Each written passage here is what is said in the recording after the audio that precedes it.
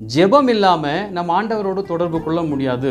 அப்போ நமக்கு தெரியும், ஜெபம் என்பது ஆண்டவரோடு பேசுகிற ஒரு காரியம், அவரோடு நம்முடைய காரியங்களை சொல்வதும் அவருடைய காரியங்களை நாம் தெரிந்து கொள்வதுமான ஒரு ஐக்கியமான ஒரு காரியம் என்பதை நாம் நன்றாக நாம் தெரிந்து வைத்திருக்கிறோம்.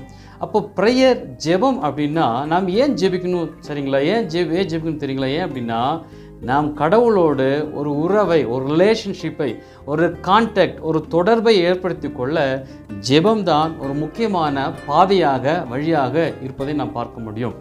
அப்போ இன்றைக்கி அநேக தேவனுடைய பிள்ளைகள் ஜெபிக்காமல் இருப்பதை நாம் பார்க்கிறோம். அவர்கள் ஜெபம் பண்ணுவதில்லை. அப்படின்னு என்ன அப்படின்னா, கடவுளோடு எந்த ஒரு தொடர்பும் அவங்க வச்சுக்கொள்ளுகிறதில்ல. பாருங்கள், வைக்கிறதில்ல. எந்த ஒரு கான்டாக்ட் அவங்களுக்கு இல்லை. ஆனால் அதனால தான் பைபிள் சொல்லுது, நாம் தேவனோடு தொடர்புள்ளவர்களாக, இல்லைங்களா, அவரோட ஒரு கனெக்ட் உள்ளவர்களாக நாம் இருக்க வேண்டும். அதற்கு இந்த ஜெபம் தான் ஒரு முக்கியமான வழியாக இருப்பதை நாம் பார்க்க முடியும்.